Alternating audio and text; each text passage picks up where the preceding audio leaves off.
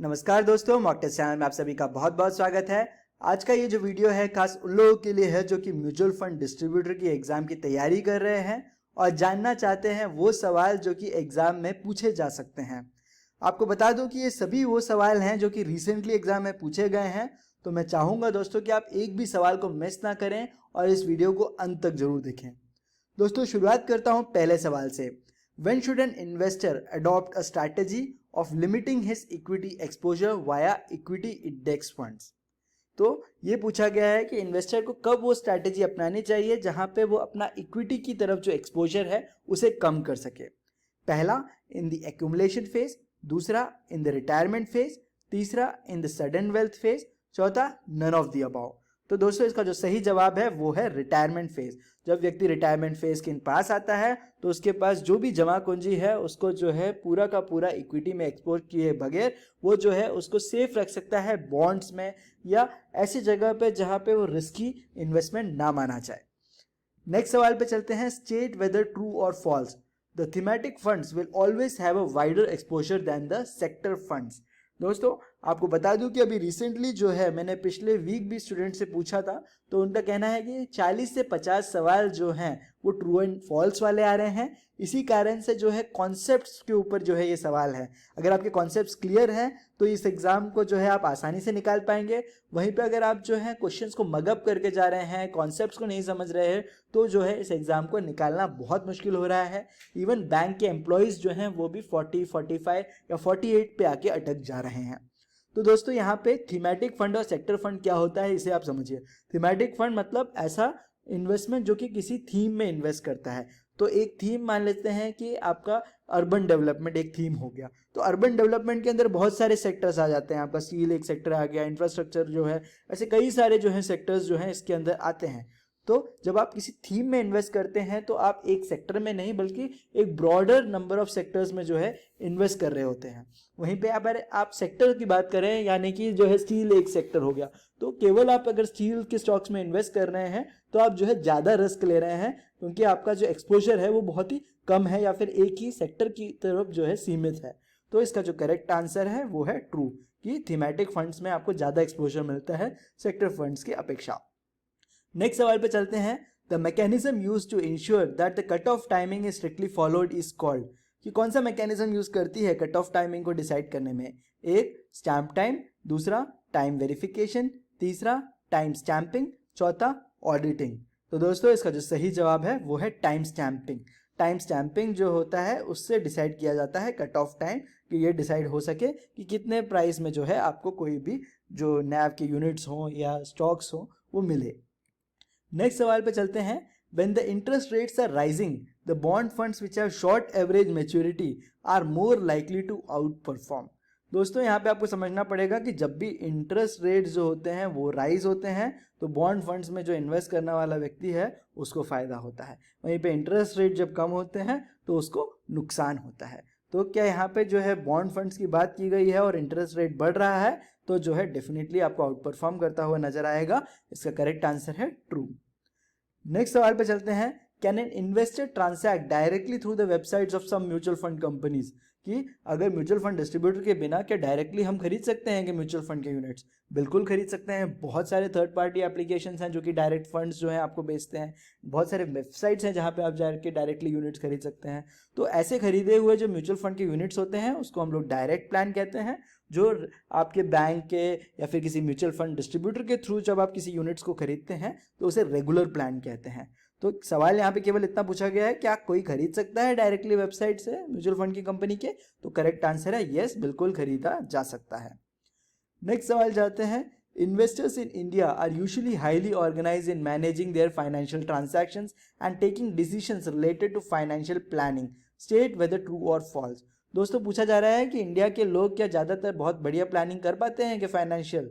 तो इसका एक सर्वे भी कैरी आउट किया गया और पाया गया कि मेजॉरिटी जो जनता है उसको फाइनेंस का ABC भी नहीं पता। सिंपल सा रीज़न उसका ये है कि स्कूल में हमें कभी फाइनेंस सिखाया नहीं जाता। तो ये जो है बिल्कुल भी शॉकर नहीं है। तो इसका करेक्ट आंसर है कि फॉल्स, की मेजॉरिटी जो जनता है उनको फाइनेंशियल जो है नॉलेज नहीं है। नेक्स्ट सवाल पे चलते हैं। Usually active funds give higher returns as investors bear higher fund management expense. दोस्तों यहाँ पे पूछा गया है कि एक्टिव फंड जो होते हैं उसके रिटर्न्स अच्छे होते हैं, हाइयर रहते हैं, क्योंकि उसमें जो है हमसे हाइयर फंड मैनेजमेंट जो एक्सपेंस है वो चार्ज किया जाता है। दोस्तों यहाँ पे एक्टिव फंड और जो पैसिव फंड होता है वो क्या होता है ये समझना पड़ेगा। एक्टिव फंड का मतलब हो गया कि आपका जो है एक एक्टिव फंड मैनेजर है जो रेगुलरली मार्केट को जो है एनालाइज कर रहा है और डिसाइड कर रहा है कि कौन से ऐसे स्टॉक्स हैं जहाँ पे पैसे इन्वेस्ट करने से जो है हम मार्केट के जो बेंचमार्क है उसको बीट कर सकें। तो इसमें जो है बहुत हार्डवर्क लगता है और इसके लिए वो जो है आपका जो म्यूचुअल फंड में जो है हाइयर फंड मैनेजमेंट एक्सपेंस के जो चार्जेस है वो कलेक्ट करता है। वहीं पे कुछ ऐसे फंड्स होते हैं दोस्तों जो कि पैसिव फंड्स की कैटेगरी में आते हैं, जो कि बेसिकली आपका जो भी बेंचमार्क है, जैसे निफ्टी एक बेंचमार्क हो गया, तो निफ्टी के जो म्यूचुअल फंड्स होंगे तो वो बेसिकली वही सारे स्टॉक्स में इन्वेस्ट करेगा जिसमें कि बेंचमार्क या फिर निफ्टी ने इन्वेस्ट किया है। तो इस कारण से जो है उसका मेहनत बच रहा है, तो वो कोई फंड मैनेजमेंट चार्जेस जो है आपसे एडिशनल जो है नहीं चार्ज करेगा। बट यहाँ पे आप सवाल को जो है अच्छे से देखिए, वो पूछ रहा है कि क्या एक्टिव फंड मैनेजर्स ये गारंटी दे सकते हैं कि अच्छे रिटर्न्स देगा पैसिव फंड्स के कंपैरिजन में। तो इसकी कोई गारंटी नहीं है। ऑफ कोर्स मैनेजमेंट अगर कोई कर रहा है तो अच्छा मैनेजमेंट भी कर सकता है, बुरा भी कर सकता है। कई सारे ऐसे एक्टिवली मैनेज फंड्स हैं जो कि बेंचमार्क तक को जो है बीट नहीं कर पा रहे, तो वो जस्टिफाई नहीं करते उसके हाईली मैनेजमेंट एक्सपेंसेस को। तो इसका दोस्तों जो करेक्ट आंसर है वो है फॉल्स की, क्योंकि एक फंड एक्टिव है इस वजह से जरूरी नहीं कि वो आपको अच्छे रिटर्न्स की गारंटी दे। नेक्स्ट सवाल पे चलते हैं। A person get sudden wealth bye winning a big lottery, which of the below option is not advisable for him. मान लेते हैं आपकी पड़ोसी की जो है लॉटरी लग गई और अब आपको पूछा जा रहा है कि भाई क्या करूं मैं इतने पैसों का। तो दोस्तों कौन सी ऐसी एडवाइस है इसमें से जो कि आपको नहीं देनी है। अब मैं ये नहीं को इसलिए सर्च कर रहा हूँ क्योंकि बहुत सारे जो सवाल हैं आपको एनआईएसएम में इसी तरह के मिलेंगे, क्योंकि एक जो शब्द है नॉट वो जो है पूरे सवाल का मीनिंग चेंज कर देता है। क्योंकि यहाँ पे जो है नॉट एडवाइजेबल लिखा है तो कई बार स्टूडेंट जो है क्या एडवाइस देना है वो लिख के आ जाते हैं, क्वेश्चन को जो है बारीकी से नहीं पढ़ते। मैं कहूँगा दोस्तों कि बहुत टाइम होता है इस एग्जाम में, 100 क्वेश्चन हैं जो कि आपको 2 घंटे में देने होते हैं और 50 मार्क्स का जो है आपका पासिंग होता है। मेजॉरिटी लोग जो है 1 घंटा 10 मिनट या 15 मिनट के अंदर पेपर देकर आ जाते हैं। तो दोस्तों आपके पास पर्याप्त टाइम है, हर एक क्वेश्चन को डबल ट्रिपल बार आप जो है रीड करके समझिए, उसके बाद ही आप ऑप्शन को कलेक्ट कीजिए। तो यहाँ पूछा गया कौन सा एडवाइस आपको नहीं देना है। ऑप्शन क्या है, investment in STP for investing in equities, दूसरा investment in liquid funds for short period, तीसरा investment in full amount in equities, चौथा रिविजिटिंग हिज फाइनेंशियल प्लान। तो दोस्तों इसका जो सही जवाब है वो है investment of the full amount in equities. कभी भी किसी को अगर सडन वेल्थ आती है तो आप पूरा का पूरा पैसा उठा के इक्विटीज में डालने को नहीं कहते हैं। रीजन बीइंग इक्विटीज जो होते हैं वो रिस्की होते हैं, नेगेटिव रिटर्न्स आएगा और वो आपको जो है आके सुनाएगा। नेक्स्ट सवाल पे चलते हैं हम। विच of the following is an important aspect of an offer document. इनमें से कौन सा जो है ऐसा एस्पेक्ट है जो कि सबसे इंपॉर्टेंट है एक ऑफर डॉक्यूमेंट में। पहला, to inform the investors about AMCs view on the stock market, दूसरा to inform the investors on the performance of the scheme, तीसरा to provide a comparison of the schemes, चौथा to inform the investors on the detailed information about the scheme. तो दोस्तों यहाँ पे correct answer है to inform the investors on the detailed information about the scheme. Offer document का केवल यही purpose होता है कि जो स्कीम के बारे में बारीकी से जानकारी जो है वो इन्वेस्टर्स को दिया जाए। नेक्स्ट सवाल पे चलते हैं। Who should invest in more liquid funds. 2 लोग हैं, इनमें से किसको आप सजेस्ट करेंगे लिक्विड फंड्स में ज़्यादा इन्वेस्ट करने को। ए है जिसका एक स्मॉल बिजनेस है, बी है जो कि एक सीनियर मैनेजर है मल्टीनेशनल कंपनी में। तो दोस्तों बहुत सारे लोग जो है इस सवाल पे जो है गलत आंसर देने वाले हैं। आप बताइए किसको आप इन्वेस्ट करने को कहेंगे लिक्विड फंड्स में। दोस्तों अगर आपका जवाब मिस्टर बी है तो रॉन्ग है। मिस्टर ए जो है स्मॉल बिजनेस जिसका है उसको जो है लिक्विड फंड्स में इन्वेस्ट करना चाहिए, क्योंकि उसको जो है लिक्विड की जो है ज़रूरत है। जो व्यक्ति सीनियर मैनेजर पोस्ट में है उसके पास तो लिक्विड कैश सैलरी के रूप में आ रहा है, तो उस व्यक्ति को कहीं पे भी लिक्विडिटी की कमी नहीं है। बट अगर आप स्मॉल बिजनेस ओनर हैं तो आपको कभी भी पैसों की ज़रूरत पड़ सकती है, इसलिए आप जो भी अपना इन्वेस्टमेंट करेंगे ज़्यादा पोर्शन जो है लिक्विड फंड्स में करेंगे, ना कि ग्रोथ फंड्स में, ताकि आप जब चाहें तब पैसे जो है निकाल सकें और उसमें जो है ज़्यादा फ्लक्चुएशंस ना मिले आपको। क्या तुरंत आप पैसे निकालने जा रहे हो और पता चला कि निफ्टी डाउन है तो वहाँ दिक्कत हो सकती है। तो मिस्टर ए जो कि स्मॉल बिजनेस ओनर हैं उनको आप जो है लिक्विड फंड्स की ओर जो है आगे बढ़ाएंगे। दोस्तों नेक्स्ट सवाल पे मैं चलता हूँ। इससे पहले मैं आपसे पूछ लेता हूँ कि बहुत सारे आपको अगर टर्मिनोलॉजीज ऐसे दिख रहे हैं जो कि थोड़े डिफिकल्ट से लग रहे हैं, तो मैं आपको बता दूं कि हमारा NISM 5A का कोर्स है www.mocktestchannel.com पे। अगर आप मॉक टेस्ट को एक बार पूरा कंप्लीट कोर्स को अटेंड करने के बाद देते हैं, तो ये जो भी आपको डिफ़िकल्ट वर्ड्स नज़र आ रहे हैं, लिक्विड फंड क्या है नहीं पता चल रहा है, या फिर कोई भी ऐसे जो डिफ़िकल्ट जार्गन्स आपको इसमें मिल रहे हैं, उन सब का जो है आपको क्लैरिटी मिल जाएगा। हमारा जो वेबसाइट का लिंक मैंने कमेंट बॉक्स में दे रखा है, और आपको नीचे भी कहीं दिख रहा होगा, आप गूगल में सर्च कीजिए mocktestchannel.com, वहाँ पे आपको जो है ये सारे के सारे जो कोर्स का जो चैप्टर एक्सप्लेनेशन है वो आपको मिल जाएगा। चलते हैं हम लोग नेक्स्ट सवाल पे। The distributors are mainly compensated through dash by mutual funds. Distributors जो है म्यूचुअल फंड कंपनीज के क्या एम्प्लॉयज होते हैं क्या? नहीं होते हैं। तो किस तरह से उनको कंपनसेशन दिया जाता है? ऑप्शन है A commission, B salaries, 3 portfolio profits, चौथा एनुअल फीस। दोस्तों डिस्ट्रीब्यूटर्स जो है उनको कमीशंस मिलता है म्यूचुअल फंड्स में, तो इसका करेक्ट आंसर है कमीशंस। नेक्स्ट सवाल पे चलते हैं। An investor gives a local cheque of ₹3 crore of an investment in the gilt scheme at 11:30, what would be applicable NAV for the investment? Guild scheme क्या होता है पहले ये समझ लो। गवर्नमेंट स्कीम होता है, बहुत ही सिक्योर्ड होता है। बट अभी सवाल पे गिल्ड स्कीम क्या है वो इंपॉर्टेंट नहीं है। बोला गया है कि 3 करोड़ रुपए हैं जो कि 11:30 से पहले पहले जो है इन्होंने निवेश किए हैं, तो किस दिन का जो है NAV अप्लीकेबल होगा? तो दोस्तों ये जो है बहुत ट्रिकी सवाल है, क्योंकि आप देखें कि पहले के जो रूल्स हुआ करते थे उसमें एक कंडीशन रहती थी कि अगर आपने 2 लाख रुपए के ऊपर का जब आप इन्वेस्टमेंट कर रहे हैं तो कुछ अलग रूल थे, अगर 2 लाख के कम के इन्वेस्टमेंट में कुछ अलग रूल्स हैं। बट अभी 2020 में जो है दोस्तों नया एक रूल आया है जिसमें कि ये कहा गया है कि बिजनेस डे में जिस दिन फंड जो है अवेलेबल रहेगा यूटिलाइजेशन के लिए, उस दिन का जो है NAV जो है मिलेगा। मान लेते हैं 3 करोड़ मैंने चेक में दिए हैं, तो जिस दिन वो 3 करोड़ मैं यूज़ कर पाऊँ चेक से जो है विड्रॉ करके, तो उस दिन का जो NAV वैल्यू होगा वो अप्लीकेबल होगा। नेक्स्ट सवाल पे चलते हैं। When the capital base of an investor rises his or her risk appetite will tend to, कि अगर मान लेते हैं कोई भी कैपिटल बेस जो है इन्वेस्टर का वो अगर बढ़ जाता है, बहुत जो है अमीर बन जाता है व्यक्ति, तो उसका रिस्क एपेटाइट क्या होगा? डिक्रीज होगा या इंक्रीज होगा या रिमेन सेम होगा या चेंज रैंडमली? तो दोस्तों जनरली ये देखा गया है कि अगर व्यक्ति अमीर होता है तो वो ज़्यादा रिस्क ले पाता है, तो उसका रिस्क एपेटाइट जो होता है वो इंक्रीज होगा। नेक्स्ट सवाल पे चलते हैं। Offer document will not give any of the information on. Offer document में बहुत सारी जानकारी होती है, बट ये जो जानकारी मैं बताने वाला हूँ ये नहीं रहती है। तो इस यहाँ पे देखो नॉट वाला वर्ड जो है इंपॉर्टेंट है। क्या क्या ऑप्शन दिए हैं यहाँ पे? A the risk factors of the scheme, B the name of the stocks in which the scheme is likely to invest, C investment objective of the scheme, D features of the portfolio of the scheme. तो दोस्तों इसका जो correct answer है वो है the name of the stock in which the schemes is likely to invest. ये जानकारी नहीं दी जाती, क्योंकि स्टॉक कौन से में एक म्यूचुअल फंड इन्वेस्ट कर रहा है वो कई बार जो है कॉन्फिडेंशियल इन्फॉर्मेशन भी होता है, कि अगर एक मिनिमम परसेंटेज जो है अगर वो इन्वेस्ट नहीं करता तो वो बाहर आने भी नहीं देता कि कौन कौन से ऐसे स्टॉक्स है जिसमें कि इन्वेस्ट किया जा रहा है। ये केवल पब्लिक डिस्क्लोजर इसका कभी कभार जो है महीने में नहीं बल्कि साल में एक बार कभी होता है। तो यहाँ पे ऑफर डॉक्यूमेंट में ये जानकारी आपको नहीं मिलेगी। Next, which of the below investors will require the approval of the board before investing in mutual fund?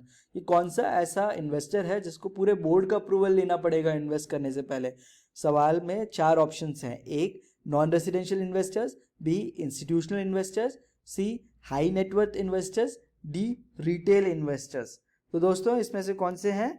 इसका करेक्ट आंसर है इंस्टीट्यूशनल इन्वेस्टर्स। इंस्टीट्यूशनल इन्वेस्टर्स जो हैं खुद के पैसों से नहीं इन्वेस्ट करते हैं, बल्कि जो पूरे बोर्ड के जो इतने मेंबर्स होते हैं उन सभी का जो है इन्वॉल्वमेंट रहता है इस डिसीजन में कि इन्वेस्ट करने पे, तो वो जो है बोर्ड मेंबर्स की सहमति के साथ ही म्यूचुअल फंड्स में इन्वेस्ट कर सकते हैं। नेक्स्ट सवाल पे चलते हैं। स्टेट वेदर ट्रू और फॉल्स पूछा गया है। दोस्तों ट्रू और फॉल्स के बहुत सारे सवाल आ रहे हैं दोस्तों, तो ये आप एकदम जो है फोकस के साथ सुनिए।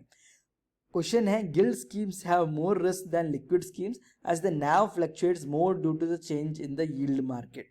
कि गवर्नमेंट की जो गिल्ड स्कीम्स हैं वो कह रहे हैं कि ज़्यादा रिस्क होगा लिक्विड स्कीम की कंपैरिजन में, क्योंकि उसका NAV जो है बहुत ज़्यादा फ्लक्चुएट होता है यील्ड मार्केट में। तो क्या ये करेक्ट है? डेफिनेटली ये करेक्ट है, क्योंकि आप देखिए गिल्ड स्कीम्स भले ही गवर्नमेंट की स्कीम्स हैं, बट लिक्विड स्कीम्स जो होते हैं वो अल्ट्रा सेफ माना जाएगा। मनी मार्केट जैसे हो गया जो कि हाईली लिक्विड है, जिसमें कि बहुत ही मिनिमल फ्लक्चुएशंस देखे जाते हैं। वहीं पे गिल्ड स्कीम भले ही गवर्नमेंट ओन्ड है, बट वहाँ पे जो है फ्लक्चुएशंस जो है आपको लिक्विड स्कीम से कंपैरिजन में ज़्यादा ही जो है आपको नज़र आएंगे। तो यहाँ पे जो करेक्ट आंसर है वो है ट्रू। आइए दोस्तों नेक्स्ट सवाल पे चलते हैं। By investing in mutual funds as investor uses the services of A a professional actuary, B a professional insurance agent, C a professional investment manager, D a professional tax planner. दोस्तों इसका जो correct answer है वो है professional investment manager, क्योंकि mutual fund जो होते हैं एक इन्वेस्टमेंट इंस्ट्रूमेंट है, तो यहाँ पे आप जो है एक प्रोफेशनल इन्वेस्टमेंट मैनेजर का जो है सर्विस ले रहे हैं, जो कि आपके लिए ही नहीं बल्कि हजारों जो ऐसे इन्वेस्टर्स हैं उन सबका फंड जो है यूज करके आपको एक अच्छे रिटर्न्स देने की कोशिश कर रहा है। नेक्स्ट सवाल पे चलते हैं। In which type of fund is the risk of investor not selecting the correct sector maximum. इनमें से कौन सा ऐसा फंड है जिसमें अगर इन्वेस्टर ने सही सिलेक्शन नहीं किया तो उसको जो है मैक्सिमम जो है उसका रिस्क जो है बढ़ जाएगा। A thematic funds, B sector funds, C arbitrage fund, D index fund. दोस्तों इसका जो करेक्ट आंसर है वो है सेक्टर फंड। सेक्टर फंड्स में जो है सबसे ज्यादा रिस्क है, क्योंकि आप एक जो है एक सेक्टर में जो है अपना पैसा इन्वेस्ट कर रहे हैं, जैसे कि सीमेंट कंपनीज में अकेले इन्वेस्ट कर रहे हैं, तो अगर सीमेंट कंपनीज को घाटा होता हुआ कोई पॉलिसी जो है गवर्नमेंट निकालती है तो आपको जो है सबसे ज्यादा रिस्क जो है सेक्टर फंड्स में इन्वेस्ट करके होगा। नेक्स्ट सवाल पे चलते हैं।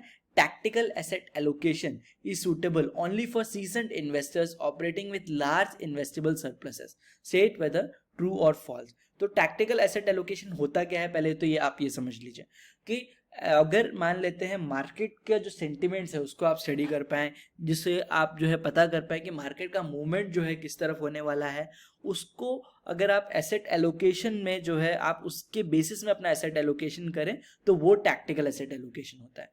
तो ज़्यादातर जो बड़े इन्वेस्टर्स होते हैं जिनके पास बहुत ज़्यादा पैसा होता है वही टैक्टिकल एसेट एलोकेशन जो है करते हैं। तो इसका जो करेक्ट आंसर है वो है ट्रू, कि टैक्टिकल एसेट एलोकेशन जो है रेगुलर इन्वेस्टर्स के लिए नहीं है, ऐसे लोगों के लिए है जो कि मार्केट को पूरी तरह से समझ चुके हैं और उनके पास बहुत ही इन्वेस्टेबल सरप्लस है जो कि वो इस तरह के जो है उसमें इन्वेस्ट कर सकते हैं। नेक्स्ट सवाल पे चलते हैं। Eight which price a close ended fund can be sold, कि क्लोज एंडेड फंड को जो है आप किस प्राइस में बेच सकते हैं। एक A at the price higher than the NAV, B at a price lower than the NAV, C at a price same as NAV, D at price which can be higher or lower or same as NAV। कि close ended funds भी हों या कोई भी type के funds हों तो आप जो है उसके NAV के ऊपर या नीचे ही बेच पाएंगे अगर आप उसको जो है एक्सचेंज में सेल करें तो।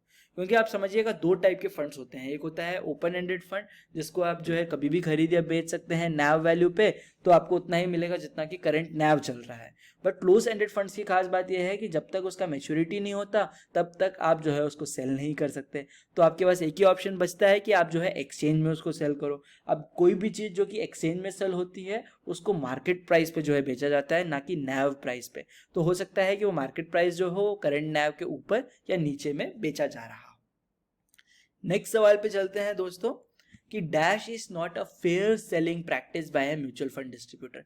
इनमें से कौन सा ऐसा जो सेलिंग प्रैक्टिस है वो फेयर नहीं माना जाएगा म्यूचुअल फंड डिस्ट्रीब्यूटर की तरफ से।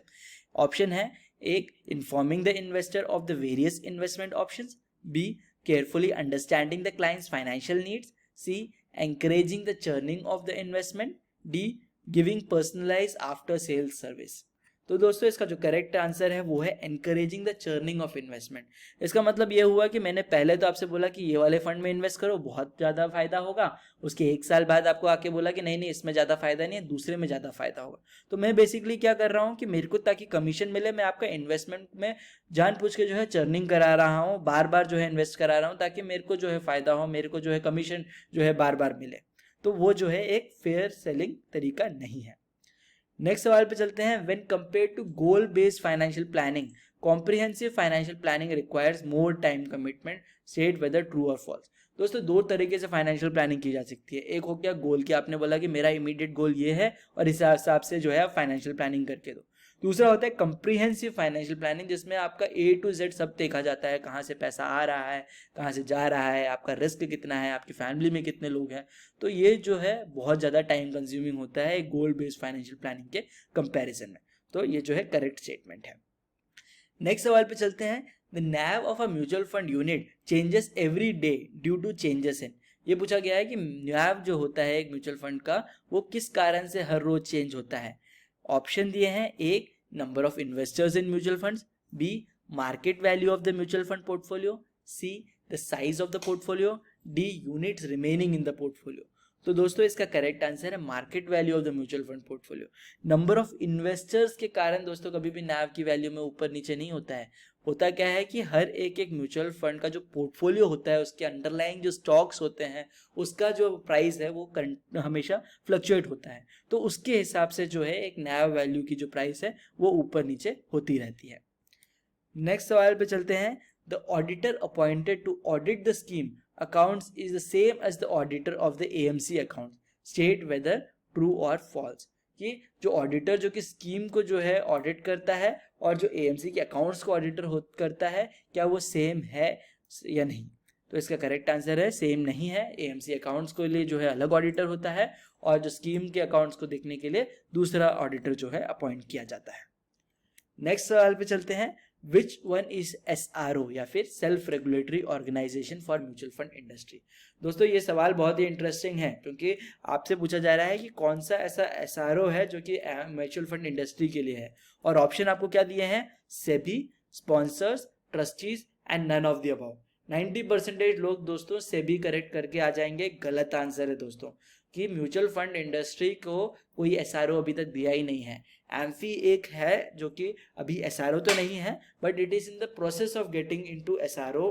तो SRO अभी जो है म्यूचुअल फंड इंडस्ट्री में नहीं है, आने वाले टाइम में आ सकता है। तो करेक्ट आंसर इसका है none of the above. Next सवाल पे चलते हैं। Which of the following has the highest credit risk. Credit risk क्या होता है दोस्तों, कि मान लेते हैं आपने अपने दोस्त को जो है पैसे दिए और उसने आपको लौटाए नहीं, तो ना लौटाना जो होता है वो क्रेडिट रिस्क होता है। तो आपसे पूछा जा रहा है इनमें से कौन से ऐसे फंड्स हैं जहां पे जो सामने वाली पार्टी है वो पैसे वापस ना करे, उसका रिस्क सबसे ज्यादा है। ऑप्शन क्या है, A money market fund, B junk bond, C GSEC fund, fourth income fund. तो दोस्तों इसका करेक्ट आंसर है जंक बॉन्ड। तो आपको ये समझना है कि जंक बॉन्ड क्या होता है। जंक बॉन्ड होता है कि जो ऐसी बहुत सारी कंपनीज हैं जो कि फाइनेंशियल क्राइसिस से जूझ रही होती हैं, उनको बैंक्स तक जो है लोन देने से मना कर देती हैं, तो वो क्या करती हैं, ओपनली पब्लिक के पास आके बोलती हैं कि हमें लोन दे दो, हम आपको 7 नहीं बल्कि 11% का इंटरेस्ट रेट देंगे। तो वो जो बॉन्ड्स होती हैं उनको जंक बॉन्ड्स कहती हैं। कई बार ऐसा होता है कि वो पैसे जो है आपसे इन्वेस्ट तो करवा लेते हैं, बट वो जो है कंपनी डूब जाती है और वो पैसों को जो है वो नहीं दे पाती है, तो वहाँ पे जो है हाईएस्ट क्रेडिट रिस्क मौजूद है। वहीं पे ऑन दी अदर साइड ये भी हो सकता है कि कंपनी ना डूबे और सरवाइव करे और जंक बॉन्ड जो है आपको बहुत ही अच्छा रिटर्न दे जाए क्योंकि आपने वो रिस्क लेने के लिए आप रेडी हुए। नेक्स्ट सवाल पे चलते हैं। Condensed financial information for schemes launched in last 3 financial statement years is mentioned in. कि फाइनेंशियल इंफॉर्मेशन जो है स्कीम की पिछले 3 सालों की कौन से डॉक्यूमेंट में मेंशन होती है। एक है SID यानी कि स्कीम इंफॉर्मेशन डॉक्यूमेंट, दूसरा है statement of additional information that is SAI, तीसरा है फंड फैक्ट शीट, चौथा है प्रोस्पेक्टस। तो दोस्तों इसका जो करेक्ट आंसर है वो है SAI यानी कि स्टेटमेंट ऑफ एडिशनल इंफॉर्मेशन में जो है ये सारी जानकारी दी होती है। दोस्तों आपको जो है इंटरनेट में बहुत सारे ऐसे मॉक टेस्ट मिलेंगे जहाँ पे आपको जो है पुराने सवाल मिलेंगे, बट अगर आप चाहते हैं दोस्तों कि अप टू डेट सवाल मिले, कि रिसेंटली पिछले हफ्ते में पूछे गए जो है सवाल हैं वो आपको मिले, तो आप काम कर सकते हैं कि www.mocktestchannel.com पे जाएं। वहाँ पर आपको हर 2 हफ्ते में अपडेट किए हुए सवाल जो है मिलेंगे, वो भी विथ एक्सप्लेनेशन। यानी कि आपने एग्जाम दिया और उसका रिजल्ट आया और जितने जितने क्वेश्चंस जो हैं आपने रॉन्गली अटेम्प्ट किए हैं उस पर आप क्लिक कर सकते हैं और आपको मिल जाएगा एक्सप्लेनेशन कि भाई क्या है करेक्ट आंसर और क्यों आपका आंसर रॉन्ग है।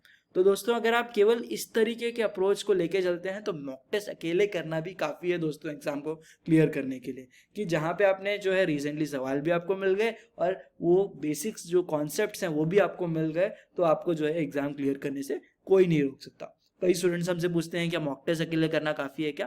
पहले हम लोग मना करते थे, बट अभी हमारे पास ये जो है एक्सप्लेनेशन पार्ट भी आ चुका है, तो हम कहते हैं कि नहीं, अगर आपके पास थोड़े बजट कॉन्स्टेंट्स हैं या फिर आपके पास बहुत ही कम टाइम बचा है तो केवल मॉक टेस्ट करके जाइए, काफ़ी रहेगा।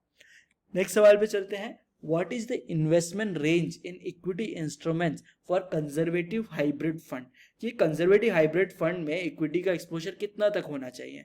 ऑप्शन है between 20 and 30% of total assets, दूसरा बिटवीन 30 to 40, चौथा 10 to 25, पांचवा जो है 5 to 20%। तो दोस्तों इसका जो करेक्ट आंसर है कि कंजर्वेटिव हाइब्रिड फंड में इक्विटी का एक्सपोजर केवल 10 से 25% तक ही होता है।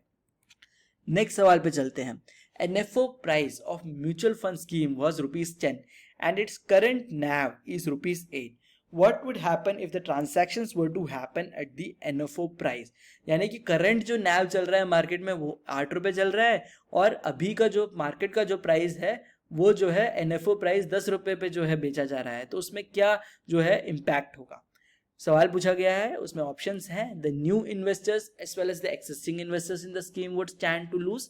दूसरा, the new investors as well as the existing investors in the scheme would stand to gain. तीसरा है the new investors stand to gain at the cost of existing investor. चौथा है the new investors stand to lose at the gain of the cost of existing investors. तो दोस्तों इसका correct answer है कि जो नए इन्वेस्टर्स हैं वो जो है उनको फायदा हो रहा है उनके एक्सिस्टिंग इन्वेस्टर्स के कारण।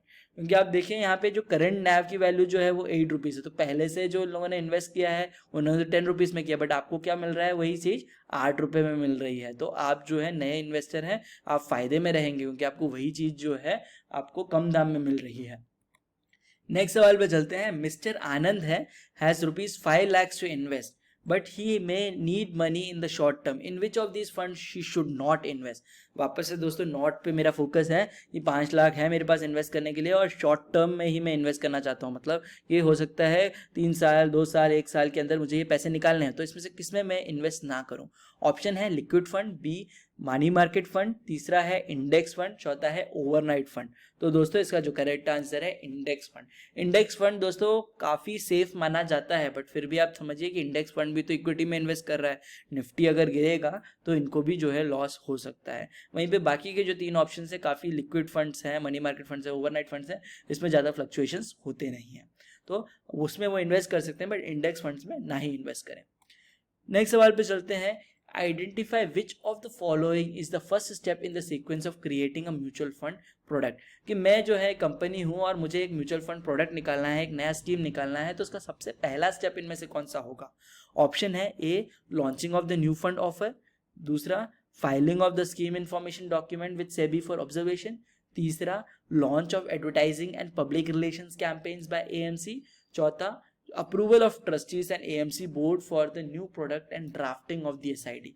तो दोस्तों सबसे करेक्ट आंसर उसका ये है, पहले ट्रस्टीज का अप्रूवल ले लो, एएमसी के जो बोर्ड मेंबर्स हैं उनका तो अप्रूवल ले लो कि हम एक स्कीम इंफॉर्मेशन डॉक्यूमेंट तैयार कर सकें या फिर एक न्यू प्रोडक्ट को डिज़ाइन तो करें। उसके बाद फिर ये आप एडवर्टाइजिंग कीजिए, फाइल कीजिए सेबी को, और जो है न्यू फंड ऑफर सब लॉन्च कीजिए, बट पहला स्टेप होगा अप्रूवल का। नेक्स्ट सवाल पे चलते हैं। Identify the true statement with respect to time horizon of the financial goal.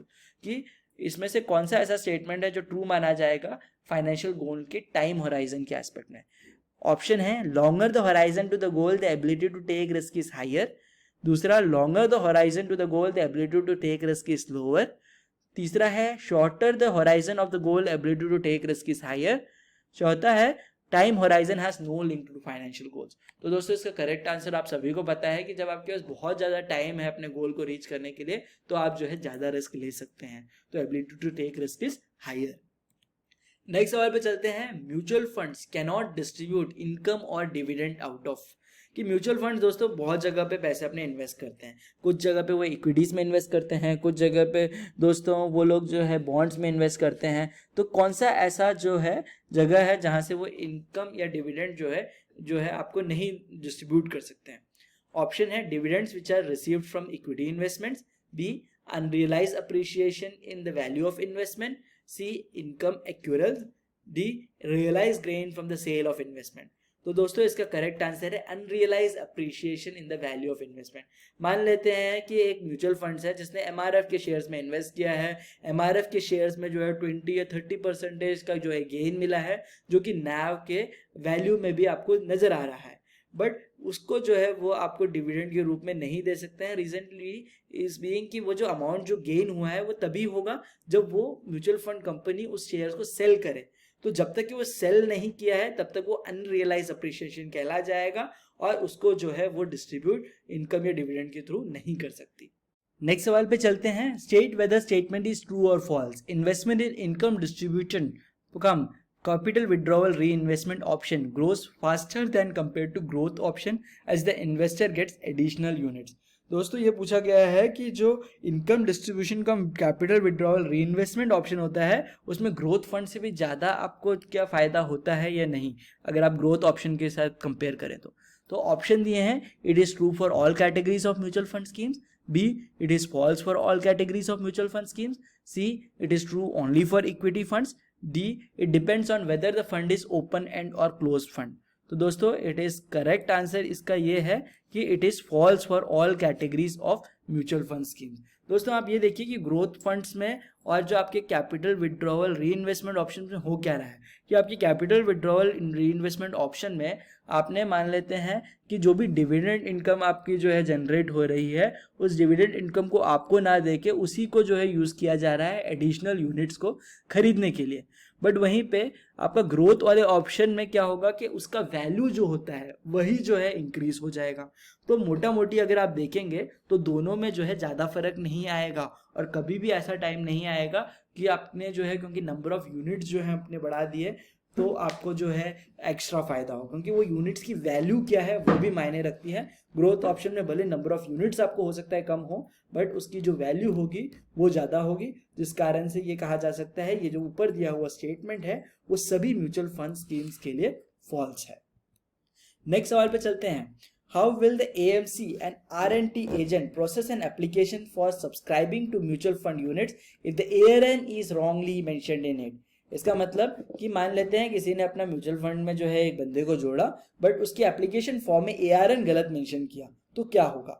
Option दिया है, A it will be processed as a direct plan application, B it will be rejected as a incomplete application, C it will be considered as an incomplete application and sent back for completion, D it will be treated as a regular plan subject to error being corrected in the required time frame। तो दोस्तों इसका जो correct answer है वो है it will be treated as a regular plan subject to the error being corrected in the required time frame. यानी कि इसमें 30 दिन का टाइम दिया जाता है जहां पे जो कंपनीज हैं जैसे कि RNT एजेंट हो गया या AMC होगी वो डिस्ट्रीब्यूटर को कांटेक्ट कर सकती है या इन्वेस्टर को जो है कांटेक्ट करके ARN क्या है ये पता कर सकती है और उतने टाइम तक जो है उसको रेगुलर प्लान ही माना जाएगा। अगर उस टाइम फ्रेम के बाद भी किसी ने करेक्ट ARN नहीं बताया तो वो जो फंड है वो या जो प्लान है उसको रेगुलर प्लान की जगह डायरेक्ट प्लान की तरह कंसिडर किया जाएगा। नेक्स्ट सवाल पे चलते हैं। A close ended fund will have, close ended end में क्या होगा, A fixed dividend pay out ratio, B fixed unit capital, C fixed NAV, D fixed asset under management. तो दोस्तों इसका करेक्ट आंसर है फिक्स्ड यूनिट कैपिटल होगा। कि close ended funds में दोस्तों आपको पता है कि नंबर ऑफ यूनिट्स कभी चेंज नहीं होते, स्टार्टिंग और एंडिंग में नंबर ऑफ यूनिट्स जो होते हैं वो सेम ही रहते हैं, तो उसका फिक्स्ड यूनिट कैपिटल जो होगा वो रहेगा। वहीं पे NAV की अगर बात करें वो तो ऊपर नीचे होगा क्योंकि जिसमें इन्वेस्ट किया है उस फंड्स का जो भी स्टॉक्स का जो प्राइस है वो अगर ऊपर नीचे हो तो उसके हिसाब से NAV का प्राइस भी जो है ऊपर नीचे होगा, but fixed unit capital will remain same. Next सवाल पे चलते हैं। What would be the impact of an international fund investing in US stocks when the US dollar appreciates against the Indian rupees.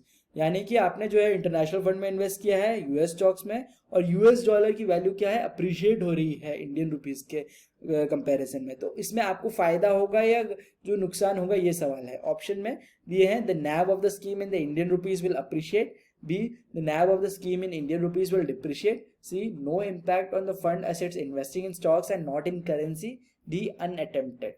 तो दोस्तों इसका करेक्ट आंसर है कि अगर आप इंडियन रुपीस में कंपेयर करेंगे क्योंकि US डॉलर का वैल्यू प्राइस जो है वो बढ़ रहा है तो NAV जो अगर आप इंडियन रुपीस में कंपेयर करते हैं तो NAV का प्राइस आपको इंडियन रुपीस में अप्रिशिएट होता हुआ नजर आएगा। नेक्स्ट सवाल पे चलते हैं। आइडेंटिफाई द फॉल्स स्टेटमेंट्स, इनमें से कौन सा स्टेटमेंट फॉल्स है। दोस्तों ये जो सवाल का फॉर्मेट है इसको आप जो है माइंड में एकदम मैप कर लो क्योंकि ये जो सवाल है इसी तरह के आपको बहुत सारे सवाल एग्जाम में पूछे जाने वाले हैं कि जहाँ पे आपका नॉलेज केवल एक स्टेटमेंट के लिए नहीं बल्कि मल्टीपल स्टेटमेंट के रिलेटेड जो नॉलेज है आपका एक ही सवाल में पूछा जा सकता है। आप इस सवाल में गौर कीजिए, दो स्टेटमेंट दिए हुए हैं और ऑप्शन से फिर दिया हुआ है कि कौन सा 1 और 2 स्टेटमेंट्स फॉल्स है या केवल 1 फॉल्स है या केवल 2 फॉल्स है। तो 2 स्टेटमेंट का नॉलेज आपसे एक ही सवाल में यहाँ पे पूछा गया है। पहला स्टेटमेंट क्या है वो देख लेते हैं। Mutual fund investing across many countries will keep its benchmark index which is based in US equity markets. दूसरा सवाल है for gold ETF the gold prices will be the ideal benchmark. तो गोल्ड प्राइसेस का तो चलो ठीक है, clear है कि गोल्ड ETF जो होता है उसका बेंचमार्क गोल्ड का प्राइस ही होता है, वो करेक्ट स्टेटमेंट है। ऊपर वाला स्टेटमेंट आप देखिए कि म्यूचुअल फंड जो कि अलग अलग कंट्रीज में इन्वेस्ट कर रहा है तो उसका बेंचमार्क यूएस इक्विटी मार्केट कह रहे हैं, जो कि गलत स्टेटमेंट है, क्योंकि यूएस इक्विटी मार्केट को ही बेंचमार्क मानना जरूरी नहीं है जब वो अलग अलग कंट्रीज में इन्वेस्ट। ऐसा कोई भी बेंचमार्क जो है डिजाइन किया जा सकता है जो कि उस पर्टिकुलर इन्वेस्टमेंट को मिरर करता हुआ नजर आए, उसकी जो कैरेक्टरिस्टिक्स को जो है कॉपी करता हुआ नजर आए। तो यहाँ पे जो है ओनली फर्स्ट स्टेटमेंट जो है वो फॉल्स है। तो दो स्टेटमेंट का नॉलेज आपसे जो है एक ही सवाल में ले लिया गया है। इस तरह के कई सवाल जो है आप एग्जाम में जो है एक्सपेक्ट करके जाए। नेक्स्ट सवाल पे चलते हैं। The dash is used by the fund managers to communicate their views on the economy and the market to the investors. किस डॉक्यूमेंट को यूज करता है फंड मैनेजर अपने व्यूज को बताने के लिए? ऑप्शन है की information memorandum, B statement of additional information, C scheme information document, 4 fund fact sheet. तो इसका करेक्ट आंसर है दोस्तों फंड फैक्ट शीट को जो है वो फंड मैनेजर यूज करता है।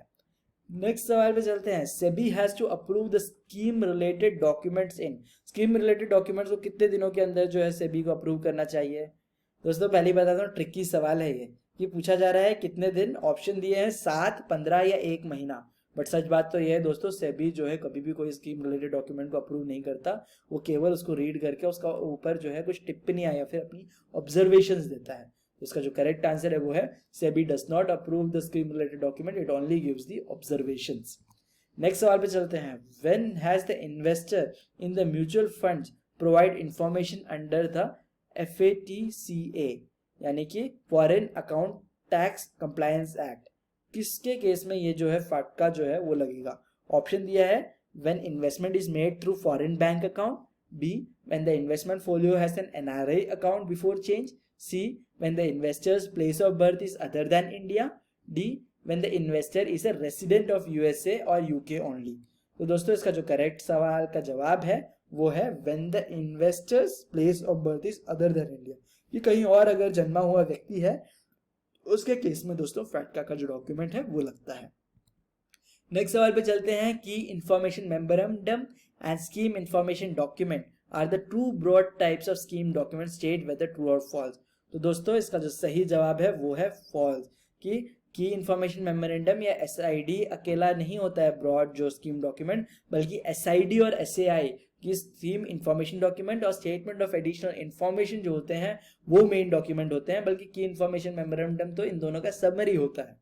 तो ये जो स्टेटमेंट है इसे फॉल्स माना जाएगा।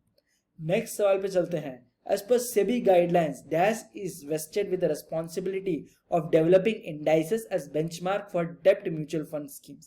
कि किसको जो है रिस्पॉन्सिबिलिटी दी गई है इंडाइसेस बेंचमार्क बनाने के लिए डेप्ट म्यूचुअल फंड स्कीम्स के केस में? ऑप्शन है AMFI, B research and rating agencies, C risk management departments of AMC। तो दोस्तों इसका जो करेक्ट आंसर है वो है रिसर्च एंड रेटिंग एजेंसीज, जैसे कि क्राइसिल हो गया या फिर आपका ICICI सिक्योरिटीज हो गई। ये सब जो है रिसर्च एंड रेटिंग कंपनीज हैं, उनको जो है बताया गया है कि किस तरह से बेंचमार्क को डिजाइन करना है। नेक्स्ट सवाल पे चलते हैं। All the information on purchase and sale of securities by key personnel of the AMC who are directly involved in investment operation shall be disclosed to the compliance officer of the members on at least, कि ऐसे कोई भी जो transactions हो रहे हैं जो कि की पर्सनल जो है AMC ने किया है, जिनका जो है डायरेक्टली उनका खुद का भी इन्वॉल्वमेंट है इनके इन्वेस्टमेंट ऑपरेशन में, तो कब जो है वो कंप्लायंस ऑफिसर को डिस्क्लोज किया जाता है? ऑप्शन है weekly basis, B monthly basis, C half yearly basis, D yearly basis. दोस्तों इसका सही जवाब है हाफ ईयरली बेसिस में इस तरह का डिस्क्लोजर होता है। नेक्स्ट सवाल पे चलते हैं। द बेंचमार्क फॉर अ डेप्ट mutual fund scheme could be chosen on the basis of scheme type and scheme size, state whether true or false। तो आपसे पूछा गया डेप्ट म्यूचुअल फंड स्कीम का जो बेंचमार्क होता है वो स्कीम टाइप और स्कीम साइज के हिसाब से तय किया जा सकता है। इसका करेक्ट आंसर है फॉल्स। कि कोई भी बेंचमार्क हो गया डेप्ट म्यूचुअल फंड स्कीम के केस में, उसके अलावा भी बहुत सारे पैरामीटर्स होते हैं जिसको कंसिडरेशन में लेकर जो है आप एक परफेक्ट बेंचमार्क कौन सा होगा एक स्कीम का वो डिसाइड कर पाते हैं। कोई स्कीम टाइप और स्कीम साइज अकेले देख के आप इस डिसीजन पे नहीं पहुंच सकते। नेक्स्ट सवाल पे चलते हैं। Which of the following do not impact the calculation of NAV, कि इनमें से कौन सा ऐसा फैक्टर है जो कि NAV वैल्यू के कैलकुलेशन को इम्पैक्ट नहीं करता है? इसका ऑप्शन है change in the value of investment held by the scheme, B daily accrual of expenses, C daily accrual of income, D change in the number of investors in the funds. तो दोस्तों इसका correct answer है change in the number of investors in the fund.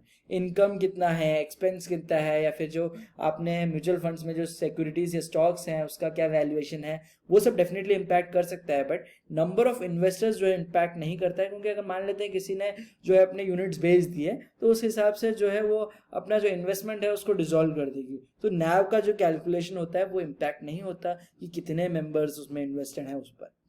Next सवाल पे चलते हैं। Dividing an individual portfolio allocation between core portfolio and satellite portfolio is dependent on the risk profile of the investor, state whether true और false. कि ये बोला गया है कि एक व्यक्ति का 2 पोर्टफोलियो होना चाहिए, एक होता है कोर पोर्टफोलियो जिसको वो जो है लॉन्ग टर्म इन्वेस्टमेंट के लिए रखता है, दूसरा होता है सैटेलाइट पोर्टफोलियो जिसको वो short term to medium term investments के लिए रखता है। तो वो जो है डिपेंड करता है उनके रिस्क प्रोफाइल पे। तो दोस्तों इसका जो सही जवाब है ये जो है ट्रू है, कि आपका जो रिस्क प्रोफाइल जो है जैसा रहेगा उस हिसाब से डिसाइड हो पाएगा कि अगर आप जो है हाई रिस्क जो है नहीं लेते हैं तो उस केस में जो है आपको जो है एक क्योर पोर्टफोलियो के लिए काफ़ी है। वहीं पे अगर आप जो है ऐसे इन्वेस्टर्स हैं जिसमें आपने जो है कुछ स्टॉक्स ऐसे सेलेक्ट कर रखे हैं जो कि आपने केवल कुछ शॉर्ट टर्म के लिए जो साइक्लिकल ग्रोथ के लिए जो है ले रखे हैं और कुछ जो है कोर ग्रोथ के लिए ले रखे हैं, तो उस केस में जो है आपको रिस्क प्रोफाइल पे ऊपर डिपेंड करता है कि आपका इंडिविजुअल पोर्टफोलियो का एलोकेशन किस तरह किया जाएगा। नेक्स्ट सवाल पे चलते हैं। Can an investor redeem any amount from the segregated portfolio, if yes then what are the restrictions. दोस्तों सेग्रीगेटेड पोर्टफोलियो क्या होता है ये आप समझिए। म्यूचुअल फंड्स जो है अपने सारे इन्वेस्टमेंट्स केवल इक्विटीज में नहीं करता है, कई जगह पे दोस्तों वो बॉन्ड्स में भी इन्वेस्ट करता है। जैसा कि आप जानते हैं बॉन्ड्स में से पैसा तुरंत की तुरंत तो नहीं निकाला जा सकता है, तो ऐसे केस में क्या होगा कि उसे सेग्रीगेटेड पोर्टफोलियो में जो है माना जाएगा और उसके लिए जो म्यूचुअल फंड कंपनी है उसको अपने बॉन्ड्स को एक्सचेंजेस में सेल करना पड़ेगा। तो ऐसे में कुछ रिस्ट्रिक्शंस हैं, तो आप जो है इसके ऑप्शंस को देखिए। पहला है there is no restriction on redemption of segregated portfolio, B only 25% of the value of the current investment can be redeemed from the segregated portfolio, C only 50% of the value of the current investment can be redeemed from the segregated portfolio, D an investor cannot redeem any amount from the segregated portfolio of the AMC। तो इसका दोस्तों correct answer ये है कि investor जो है directly कोई amount redeem नहीं कर सकता है सेग्रीगेटेड पोर्टफोलियो से, क्योंकि उसके लिए AMC को जो है सबसे पहले उसको एक्सचेंज में लिस्ट करके उसका क्या वैल्यूएशन होगा वो निकालना पड़ेगा, उसके हिसाब से ही उसका डिसोल्यूशन होगा। Next, Which of these can be a benchmark for banking fund? इनमें से किसको आप बैंकिंग फंड का बेंचमार्क मान सकते हैं? ऑप्शन दिया है S&P BSE FMCG index, B S&P BSE auto, C S&P BSE Bankex, D S&P BSE 500। दोस्तों इसका जो करेक्ट जवाब है वो है S&P BSE बैंकेक्स। देखो सवाल में ही दोस्तों आप देखें तो इसका जवाब दिया हुआ है बैंकिंग से रिलेटेड फंड है, तो S&P BSE बैंकेक्स जो है वो इसका बेंचमार्क माना जाएगा। दोस्तों आपको बता दूं कि इसके अलावा भी कई सारे ऐसे सवाल हैं जो कि रिसेंटली पूछे गए हैं, जिसको हम लोगों ने अपने www.mocktestchannel.com के मॉक टेस्ट में कवर किया है। दोस्तों मैं चाहूँगा कि आप जो है वहाँ पे जाएं और इन सभी क्वेश्चन एंड आंसर्स को जो है अच्छे से समझ के पढ़ें और इस एग्ज़ाम को पहले अटेम्प्ट में क्लियर करके मेरे इस वीडियो के नीचे कमेंट में जरूर मेंशन करें। मेरे लिए पॉसिबल नहीं है कि इतने सारे सवालों को आपको वीडियो के रूप में दे पाऊँ, बट हमारी तरफ से पूरी कोशिश की गई है। इस तरह के भी बहुत सारे वीडियोस हैं जो कि हम लोग रिसेंटली पूछे गए सभी सवालों के ऊपर बनाते हैं, जो कि हम लोगों ने अपने वेबसाइट के कोर्स के अंदर दे रखे हैं। दोस्तों इन सभी को जो है आप जरूर अटेंड कीजिए। वीडियो अगर पसंद आया हो, अगर आपको लगा हो कि मैंने जो है आपको लिए जो टाइम इन्वेस्ट किया है it is worthy of a like, definitely video पर लाइक कीजिए, चैनल को सब्सक्राइब कीजिए। मिलता हूँ आपसे अगले वीडियो में, तब तक के लिए जय हिंद जय भारत।